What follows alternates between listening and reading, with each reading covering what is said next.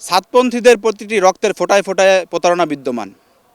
কিছুদিন পূর্বে সাতপন্থীরা বিভিন্ন সংবাদ সম্মেলন করেছে, কখনো শিক্ষকরা, কখনো ছাত্ররা তাদের পরিচয়কে গোপন করে অন্য পরিচয় নিয়ে তারা সাংবাদিক ভাইরা যখন তাদেরকে প্রশ্ন করেন যে আপনারা কারা, তারা বললেন আমরা নিরপেক্ষ।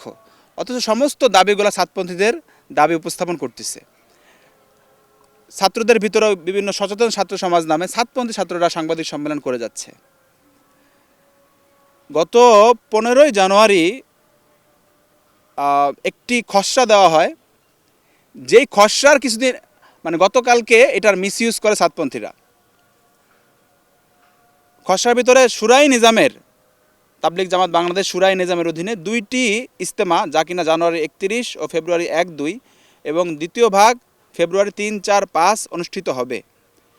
এবং সাতপন্থীদের শর্ত সাপেক্ষে একটি তারিখ বরাদ্দ দেওয়া হয় 14, 15, 16 ফেব্রুয়ারি। ওই খসড়াটা কোথাও কেউ দেয় নাই, ওটা তো কোনো প্রজ্ঞাপন না, কিন্তু সাতপন্থীরা এটাকে বিভিন্ন জায়গায় সাংবাদিকদের নিকট পাঠিয়েছে এবং বলেছে এটা একটা প্রজ্ঞাপন এসেছে এবং বিভিন্ন মানুষ এটা নিয়োগও করেছে। কিন্তু তারিখটা যদি একটু খেয়াল করতো তাহলে বোধহয় এত ভুলটাও হইতো না। মূল বিষয়টা হলো গতকালকে সাতপন্থীরা ওদের বিভিন্ন জেলা থেকে লোকদেরকে জমা করে একটি তারিখের ব্যাপারে একমত পোষণ করে 14, 15, 16 এটা ওরা জানিয়েছে। কিন্তু এটা কোনো সরকারি সিদ্ধান্ত নয়। আপনি চাইলে সরকারের ঊর্ধ্বতন কর্মকর্তা অথবা মন্ত্রণালয় অথবা পুলিশের ঊর্ধ্বতন কর্মকর্তা থেকেও এই কথাটা নিশ্চিত হতে পারেন। সরকারের পক্ষ থেকে এখন পর্যন্ত যেটা বলা হচ্ছে, সাতপন্থীদের ইজতেমা এখনও অনিশ্চিত। কারণ যে হত্যাযজ্ঞটা ওরা চালায় গত 17 ডিসেম্বর 2024 দিবাগত রাত্রে, যার মাধ্যমে আমাদের 3 জন সাথী শহীদ হন এবং শতাধিক সাথী আহত অবস্থায় হাসপাতালে চিকিৎসাধীন অবস্থায় এখনও রয়েছেন, এই সন্ত্রাসী গ্রুপ, এই খুনি হিসেবে চিহ্নিত একটি মহলকে এই টঙ্গী ইজতেমার মাঠে ইজতেমা করার ব্যাপারে হযরত উলামায়ে কেরাম এবং তৌহিদি জনতা কখনো একমত পোষণ করেননি। এবং সরকারের পক্ষ থেকেও তাদেরকে শর্ত সাপেক্ষে একটি তারিখ বরাদ্দ দেওয়া হয়, কিন্তু ওইটাকে তারা সরকারের সিদ্ধান্ত হয়েছে বলে চালিয়ে দিয়েছে। তো এটা তো আমি বলবো আবারও সাংবাদিক ভাইদেরকে তারা মিসইউজ করেছে। আসলে সাংবাদিক ভাইরা যেহেতু দেখতেছে যে সাতপন্থীরা তাবলিগের মূল মেহনত থেকে বিচ্ছিন্ন হলেও তাবলিগের নামধারী বা তাবলিগের ব্যানার লাগিয়ে রয়েছে, অনেক সময় অনেক তথ্য যাচাই ভিত্তিতেও তারা পাবলিশ করে ফেলেন। মূল বিষয়টা হলো, আমি আপনাকে যে কথাটা বলেছি, এই কথাটা দরকার হলে আপনি আগে যাচাই করবেন, এরপরে প্রমোট করবেন, আমার কোনো সমস্যা নেই। কারণ আমরা আমাদের মুরব্বীদের থেকে, হযরত উলামায়ে কেরামের তত্ত্বাবধানে থেকে তাবলিগের মেহনত করে, শুরাই নিজামের অধীনে থেকে তাবলিগের মেহনত করে অন্তত এই বিষয়টা শিখেছি যে আমি যে সমস্ত কথা বলতেছি এর ব্যাপারে আল্লাহ তাআলার দরবারে আমার জবাবদিহি করতে হবে। কেন আমি আমার ভুল কথাগুলা, মিথ্যা কথাগুলা জাতির সামনে প্রমোট করব, জাতির বিবেক সাংবাদিক ভাইদের মাধ্যমে জাতির কাছে ভুল মেসেজ পৌঁছাবো। কোয়ালিটি সম্পন্ন আন্তর্জাতিক মানের still bar CSRM, committed for better still. আসলে সাতপন্থীরা বারবার সংঘাত করে অভ্যস্ত।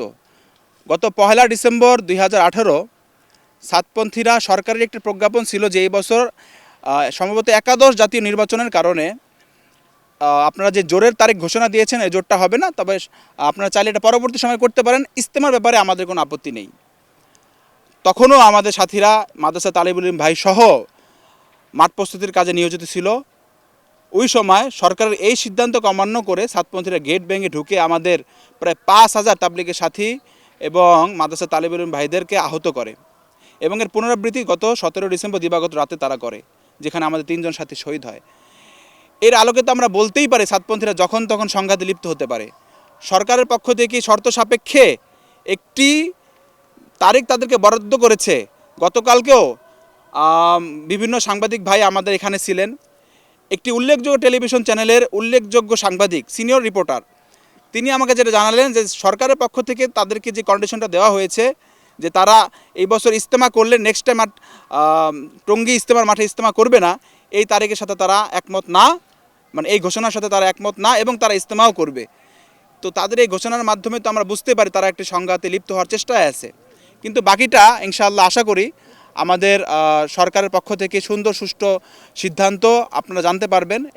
খুব দ্রুত একটি প্রতিবেদন আসবে, খুব দ্রুত একটি প্রজ্ঞাপন আসবে যার মাধ্যমে ইনশাল্লাহ সবাই বিষয়টা অবগত হবেন। মূল বিষয়টা হলো হযরত উলামায়ে কেরামের তত্ত্বাবধানে শুরায়ে নিজামের অধীনে এই পরিমাণ মানুষ তাবলিগের মেহনের সাথে জড়িত, যারা কিনা এই টঙ্গী মাঠের 160 একর জায়গা তাদের জন্য খুবই ছোট হয়ে যায়। আপনারা দেখেছেন গত কয়েকবার আমাদের সাথীরা মাঠে জায়গা না পেয়ে বিভিন্ন টয়লেটের ছাদগুলার উপরে, আপনার আশেপাশে ছোট ছোট মাঠগুলোর ভিতরে, রাস্তার ভিতর ধুলাবালির ভিতরে দিনাতিপাত করেছেন। এইভাবে আখিরি মোনাজাত পর্যন্ত তারা কন্টিনিউস করেছেন। তো এইবার আশা করি এই 2 পর্বে ইজতেমা হওয়ার কারণে কিছুটা কষ্ট তাদের লাঘব হবে এবং পুরা বাংলাদেশকে 2 ভাগে বিভক্ত করে দেওয়া হয়েছে। এনারা কখন কারা এই ইজতেমা অংশগ্রহণ করবেন তা সিদ্ধান্ত হয়েছে।